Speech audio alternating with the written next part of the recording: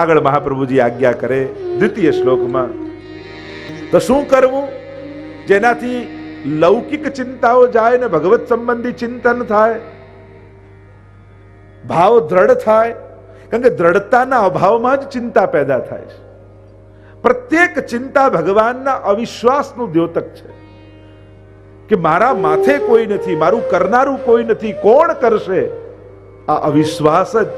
એટલે મહાપ્રભુજી આગળ કહેશે ષોડશ ગ્રંથમાં, અવિશ્વાસો ન કર્તવ્ય સર્વથા બાધકસ્તુ સહ. અવિશ્વાસ આ માર્ગમાં બહુ જ મોટો બાધક છે. ભરોસો ગયો ને પતન. આપણે તો ભરોસાના દાવા ઉપર ચાલીએ છીએ. નિવેદનમ તો સ્મર્તવ્યમ સર્વથા તાદૃશૈ જનૈ. તો વૈષ્ણવે શું કરવું? તો આપણે જે બ્રહ્મ સંબંધ લીધું ને, એ નિવેદન મંત્રનું, એ નિવેદનનું ભગવદીય વૈષ્ણવ સાથે મળી અને સદાય સ્મરણ કરવું કે મેં વ્રત કરી, અપરસ કરી, હાથમાં તુલસી દળ લઈ ઠાકોરજીની આગળ ઊભા રહી, ઠાકોરજી આગળ કયા વચનો મેં પ્રભુને આપ્યા યાદ કરો. જ્યારે પણ જીવનમાં સંકટ આવે તો શરણાગતિને યાદ કરવી. કુંતાજી પણ એમની સ્તુતિમાં જ્યારે સંકટ, કેટલા સંકટો આવ્યા, ઉત્તરા તમે જુઓ, સંકટ આવ્યો, કોઈ લૌકિક પાસે ન ગઈ. પાહી પાહી મહાયોગીન દેવ દેવ જગતપતે નાન્યમ ત્વદ ભયમ પશ્યે યત્ર મૃત્યુ પરસ્પર. સંકટ આવે ત્યારે શરણાગતિને યાદ કરવી કે મારા માથે કોણ છે, હું કોના શરણમાં છું.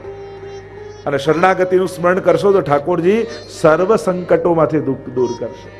એટલે આપણે ત્યાં કહીએ છીએ ને, ભગવદીય જનો સાથે નિવેદનનું સ્મરણ કરવું. ભગવદી જન કોને કહેવાય?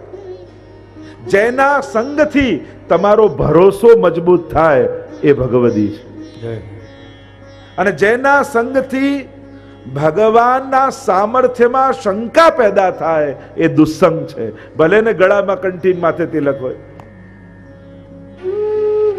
જે અવિશ્વાસ જગાવે એને દુસ્સંગી જાણો.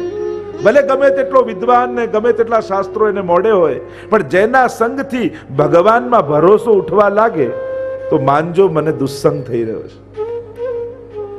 જેના સંગથી પ્રગટ સ્વરૂપોમાં અશ્રદ્ધા જાગે એને દુસ્સંગ જાણવું. ઘણી વાર એમ વિદ્વાન હોય પણ એની તકલીફ શું હોય કે હવે બધું ખતમ થઈ ગયું છે, હવે બધું બગડી ગયું છે, જે હતું સારું એ પહેલા હતું. એટલે એમ કહીને તમારું વર્તમાનમાં તમને અશ્રદ્ધા પેદા કરે એને પણ દુસ્સંગ જાણો. રાવણને તકલીફ શું હતી? ભગવાન પર ભરોસો હતો પણ આ રામ ભગવાન નથી, બસ એ એને શંકા હતી એટલે એનું પતન થયું. પ્રગટ સ્વરૂપમાં અશ્રદ્ધા હતી એટલા માટે એનું પતન થયું. બાકી એ નાસ્તિક નહોતો, ભગવાનમાં માનતો હતો, પણ પ્રગટ જે રામ સામે છે આ ભગવાન છે, બસ એ ભરોસો ના આવે. એમ ઘણા એવા હોય, જાણકાર હોય, વિદ્વાન હોય, બધું હોય, પણ પ્રગટ સ્વરૂપમાં આપણને અશ્રદ્ધા કરાવી દે. હવે ક્યાં ઠાકોરજી બોલવાના ને હવે ક્યાં માંગવાના, આ મિશ્રી ધરવાથી શું થાય ને પાઠ કરવાથી શું થાય, એમ આપણે જે કરતા હોઈએ ને એમાં શંકા જગાવી દે. એટલે જે કરતા હોય એ છોડાવી દે. હવે ક્યાં આવું રહ્યું છે ને હવે કોણ એવા રહ્યા છે ને હવે ક્યાં સારા વૈષ્ણવ. જો સારા વ્યક્તિઓને ન ગોતો, વ્યક્તિઓમાં સારાઈને ગોતો. આપણે શું સારા વ્યક્તિઓ ગોતવામાં સંગથી જ દૂર રહી જઈએ છીએ. વ્યક્તિમાં સારાઈ ગોતવાની હોય, સારા વ્યક્તિ ન ગોતવાના હોય. ચોપડીમાં લખેલા માણસો દુનિયામાં જલ્દી મળતા નથી હોતા, પણ ચોપડીમાં વાંચેલી એક એક વાત દરેક વ્યક્તિમાં આપણે ગોતી લેવાની હોય. સારાઈ દુનિયામાં નથી હોતી, આપણામાં પ્રગટાવવાની હોય છે. આપણે એમ સમજીએ છીએ કે દુનિયા સારી થાય ને પછી સારું જોવું. ના, આપણે સારા થઈ અને દુનિયામાં સારાઈ ગોતવાની હોય છે. આ જ રસ્તો છે દુનિયાનો. સદગુણો શોધવાનો આ જ રસ્તો છે. ગુણ પોતાનામાં પ્રગટાવવા તો ગુણ દેખાશે. ગુણ જ ગુણને જુએ અને દોષ દોષને જુએ. કોઈનામાં દોષ દેખાય ત્યારે ચિંતન કરવું કે મને આનામાં દોષ દેખાયા કેમ? આનામાં ભલે હતા. આપણે જે જોવા જઈએ એ જ જોઈને આવીએ છીએ.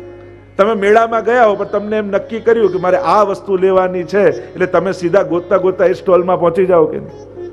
એટલે તમે નક્કી કરીને ગયા કે મારે શું જોઈએ છે તો તમે શોધી લો છો. એમ સંસારમાં જ્યારે ઘરથી બહાર નીકળો ત્યારે તમારે શું જોવું છે એ નક્કી કરીને નીકળો છો. કમથી કમ ઘરેથી હવેલી દર્શન કરવા આવો ત્યારે તો કમથી કમ નક્કી કરીને નીકળો, હું ભગવાન જોવા જાઉં છું, હું પ્રભુને મળવા જાઉં છું. એટલે કમથી કમ એટલા સમયે વૈષ્ણવી બુદ્ધિ ધારણ કરી, એટલા સમયે મારે કોઈના દોષ નથી જોવા, બધામાં વૈષ્ણવતાના દર્શન કરવા છે. અને રસ્તામાં જે મળે એને જય શ્રી કૃષ્ણ કરતા કરતા અને પછી ઠાકોરજી સન્મુખ આવશો ને તો ઠાકોરજીને મુખારવિંદ હસતું તમને દેખાશે.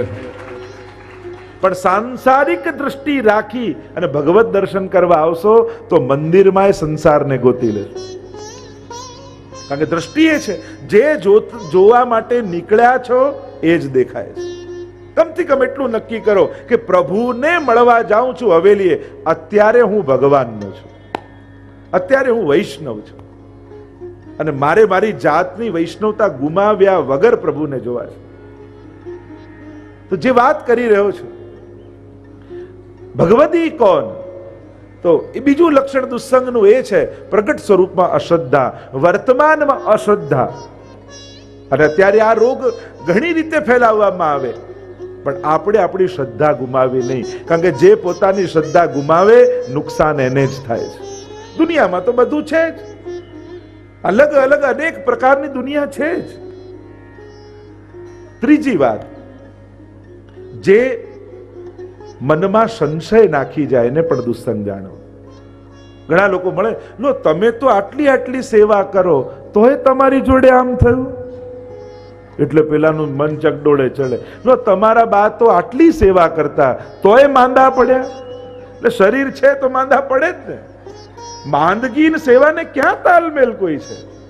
પણ આ શંકા નાખનારા વ્યક્તિઓ એવા તાતણાઓ જોડી જાય કે આપણે ચકડોળે ચડી જઈએ કે હા તો આટલી સેવા કરતા તોય બીમાર થયા. તો બીમાર થવું ક્ષરતીથી શરીર, શરીરનો તો ધર્મ જ નાશવંત છે. એ તો જન્મ્યો ત્યારથી કંઈક નહીં રોગનું ઘર જ છે, રોગનું ઘર જ શરીર કહેવાય છે.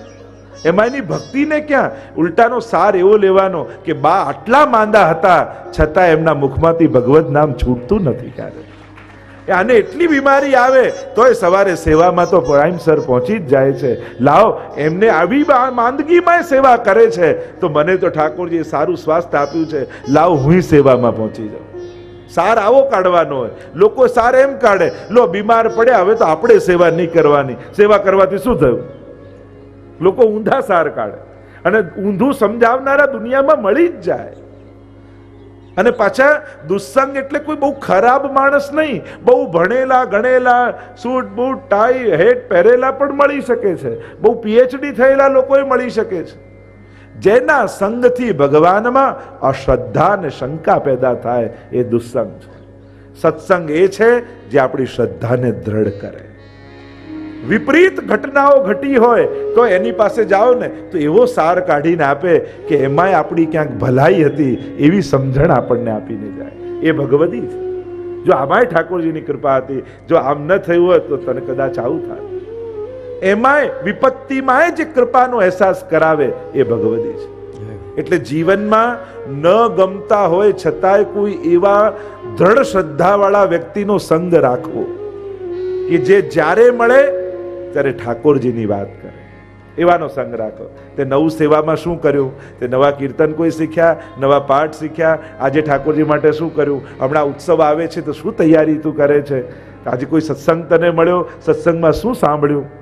જ્યારે મળે ત્યારે ભગવત સંબંધી ચર્ચા કરી લૌકિકમાં રહેલા આપણા ચિત્તને અલૌકિક કરી નાખે, એનું નામ ભગવદી. હરિજન સંગ છિનક જો હોય, આવા ભગવદી સાથે ક્ષણવાર પણ મળે ને તો જીવન બદલાવા લાગે. આખી ભાગવત કથામાં જેની જેની સામે ભગવાન પ્રગટ થયા અને ભગવાને માંગવાનું કહ્યું કે માંગ, તો ભગવાન પાસે ભગવદીઓનો સંગ માંગ્યો. તમે દરેકની સ્તુતિ જોઈ લો, ભાગવતીમાં બધી સ્તુતિઓનો છેલ્લે સાર ધ્રુવજી હોય, પ્રહલાદજી હોય, જ્યાં જ્યાં પણ, વૃત્રાસુર પણ જુઓ, છેલ્લે મોક્ષ પુરુષાર્થમાં શું કહે છે, મુક્તિનો અનુભવ ક્યારે થાય? મને કોઈ ભગવદીય જનનો સંગ આપજો. કેમ? એનાથી શું થશે? સંસાર ચક્રે ભ્રમતસ્વ કર્મ ભી તન્માયાત્માત્મજદારગે સ્વાસક્ત ચિત્તસ્ય નાથ ભૂયાત. આ ભવસાગરને હું તરી જઈશ ભગવદીઓના સંગ. ધ્રુવજીએ પણ એ જ માંગ્યું કે મને કોઈ ભગવદીનો સંગ આપો, જેના સંગથી, જેની સાથે ભગવત ચર્ચા કરતા કરતા આ ભવસાગર પાર થઈ ગયો. દરેક ભગવદી હોય, પ્રહલાદજી હોય, ધ્રુવ હોય, ભગવદીનો સંગ માંગ્યો છે. ભગવદીનો સંગ એ ભગવાનના આવવાની વધાઈ છે. અબ મોહી ભા ભરોસ હનુમંતા, બિન હરિ કૃપા મિલે નહીં સંતા. વિભીષણને હનુમાનજી મળ્યા અને ભરોસો થઈ ગયો કે હવે રામ આવતા જ હશે. કારણ કે જો ભગવાન આવવા ન નીકળ્યા હોત મારી તરફ તો ભગવદી મળ્યા જ ન હોત મને. મહાપ્રભુજી આજ્ઞા કરે છે, આ નિવેદન જે ભગવાન આગળ આપણે કર્યું એની ભગવદીઓ જનો સાથે મળી સતત એનું સ્મરણ કરો કે આપણે પ્રભુ આગળ શું બોલ્યા છીએ, પ્રભુને શું વાયદો આપણે કર્યો છે. એનાથી લૌકિક આસક્તિનો નાશ થશે. અને મહાપ્રભુજી આજ્ઞા કરે, સર્વે સ્વરશ્ચ સર્વાત્મા નિજેચ્છાતઃ કરિષ્યતિ. ભગવાન કેવા છે? સર્વેશ્વર છે અને સર્વ આત્મા છે. એ દરેકના ઘટઘટની જાણનારા છે, દરેકના મનની જાણનારા છે. નિજેચ્છાતઃ કરિષ્યતિ એ બે અર્થ કર્યા. એક નિજેચ્છાતનો અર્થ કર્યો કે પોતાની ઈચ્છા પ્રમાણે પ્રભુ બધું જ કરશે. ઠાકોરજી જાણે છે, એને ખબર છે કે કોને ક્યારે શું આપવું. જીવ જાણતો નથી એટલે ક સમયે માંગે છે. જો ભગવાન તો ટાઈમ પર જ આપે છે, આપણે જ ઉતાવળમાં હોઈએ છીએ એટલે આપણને મોડું લાગે છે. બાકી એ તો ઓન ટાઈમ જ હોય છે ભગવાન. આપણે જ ઉતાવળમાં હોઈએ એટલે ભગવાન મોડા લાગે. ઘણીવાર ઘણા ઉતાવળા લોકો હોય ને, ઘણી જગ્યાએ જઈએ ને, એટલા ઉતાવળા હોય, ચલો ચલો ચલો શોભાયાત્રા કાઢી દો, ચલો ચલો બધું આ કામ પતાવી દો. એને એમ થાય બસ કામ પતી જાય. પણ હજી એનો સમય ક્યારે થાય? લોકોથી એ શોભે. કેવલ ઉતાવળમાં એ આનંદ જ ન માણે. ઘણાને મેં જોયા છે, પ્રસંગોનો આનંદ જ ના માણે. એને એમ થાય બસ કામ ટાઈમે પતી જાય, એનો આનંદ માણવાનો એ ભૂલી જાય. એ મહાપ્રભુજી કહે, ઠાકોરજી તો એના સમય જ હોય છે. જીવ ઉતાવળમાં થઈને અધીરો થઈ જાય છે અને એટલા માટે એને એમ લાગે કે ભગવાને મોડું કરે. ભગવાન ક્યારેય મોડા નથી હોતા. એટલે તો દ્રૌપદીના પ્રસંગમાં કહે ને કે જ્યારે પ્રભુના નામનો પોકાર કર્યો કે હે દ્વારિકાધીશ, અને દ્વારિકાધીશ દોડતા આવ્યા, ત્યારે દ્રૌપદી પૂછ્યું કે પ્રભુ મોડું કેમ કર્યું? ત્યારે ભગવાને કહ્યું, તે અંતર્યામી એમ કરીને પોકાર્યો હોત તો હૃદયમાંથી પ્રગટ થઈ જાત. તે દ્વારિકાધીશ કહ્યું એટલે છેક દ્વારિકા જઈને પછી પાછું આવવું પડ્યું. બાકી તે અંતર્યામી કીધું હોત તો ત્યાં જ પ્રગટ થઈ જાય. હું અંદર જ હતો, તે કીધું દ્વારિકાધીશ તો પહેલા દ્વારિકા ગયો, દ્વારિકાધીશ બન્યો અને પછી તારી પાસે દોડતો આવ્યો. એ તો તમારી સાથે કંઠી રૂપે તમારી જોડે જ બિરાજે. મહાપ્રભુજીએ બ્રહ્મ સંબંધ આપી તમારા હૃદયમાં ઠાકોરજીનું સ્થાપન કર્યું છે. સર્વેશ્વરશ્ચ સર્વાત્મા નિજેચ્છાત. તો એક અર્થ કર્યો, પ્રભુ પોતાની ઈચ્છા પ્રમાણે બધું જ નિજ ઈચ્છા પ્રમાણે બધું કરશે. બીજો અર્થ આચાર્યો એમ બતાવ્યો, નિજ ઈચ્છા એટલે નિજજનોની ઈચ્છા પ્રમાણે ઠાકોરજી કરશે. એટલે કે પ્રભુની પોતાની ઈચ્છા કોઈ છે જ નહીં.